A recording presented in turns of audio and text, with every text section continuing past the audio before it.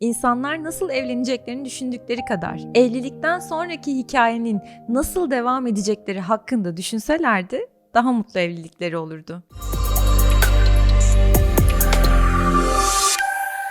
Düğünler, kınalar, nişanlar, nikahlar mevsimi geldi. Evet, genç çiftlerin en çok zorlandığı dönemlerden birindeyiz. Onların bu döneminde onlara yol göstermek için hem sizlere hem de onlara bazı ipuçlarından bahsetmek istiyorum. Öncelikle nasıl bir şekilde evleneceğinizi partnerinizle baş başa karar verdiğinizden emin olun. Evlilik ve törenler sizin kadar olduğu gibi aileler için de kıymetli. Fakat o dönemde gerçekten gerilir ve yorulursanız evliliğinize yorgun ve gergin bir başlangıç yapmak ne kadar iyi bir fikir olur? Bunu düşünmenizi, gözden geçirmenizi tavsiye ederim. Maddi ve manevi yorgunluklar evliliğin başında yaşanırsa evliliğin o zorlukla başlaması ve başladığı gibi en azından bir süre devam etmesi İşleri biraz karmaşıklaştırabilir. Töreninizin detayları ile ilgili, davetli listesi, müzikler, gelinliğinizin ya da kıyafetlerinizin nasıl olacağı ile ilgili gerçekten içinizden geçenleri yaşadığınıza, deneyimlediğinize ve bu süreçte çok fazla insanın fikir vermediğine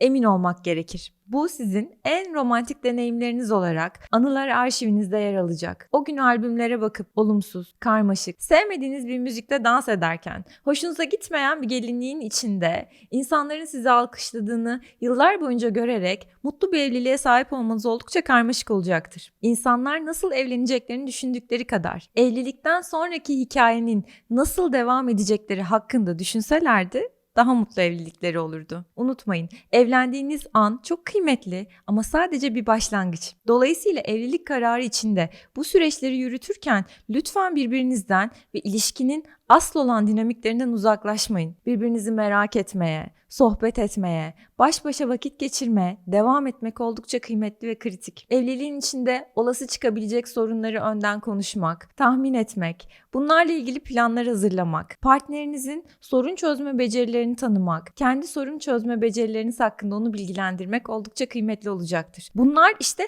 evlendikten sonra hayatınız boyunca ihtiyaç duyacağınız adımlar. Bu konularda destek ve yardıma ihtiyaç duyarsanız evlilik öncesi ilişki terapisi tam size göre olabilir. Evlilik ne demek? Cinsellikte neler bekliyorsunuz? Evlenince neler değişecek? Bir insanla aynı evde yaşamak ve aileler. Tüm bunlar hakkında bir rehber eşliğinde, bir uzman eşliğinde partnerinizle konuşmak, fikir alışverişinde bulunmak ve karanlık noktaları aydınlatmak, güçlü ve sağlam adımlarla başladığınız bir evlilik demek olabilir. Aileler de evlenir. Çok kültürel, kabul gören, kimi gençlerin itiraz ettiği, kimisinin kolaylıkla kabul ettiği bir hipotezdir. Ben bir terapist olarak ilişkinin içindeki sorunların önemli bir kısmının kök ailelerle ilişkili olduğunu deneyimlediğimi söyleyebilirim. Bu şu demek değil. Ben hiç ailemin fikirlerini önemsemem. Biz ne istersek onu yapabiliriz diyen bir partnere sahip olsanız dahi onları yetiştiren o insanların, partnerinizin şemaları, bilişsel çarpıtmaları, güçlü yanları, aile nedir, kadın nedir, karı koca nedir? Bir ilişkinin içinde problemler nasıl çözülüre dair bilgileri o ailede büyürken edindiğini, yaraları ve güçlü yanları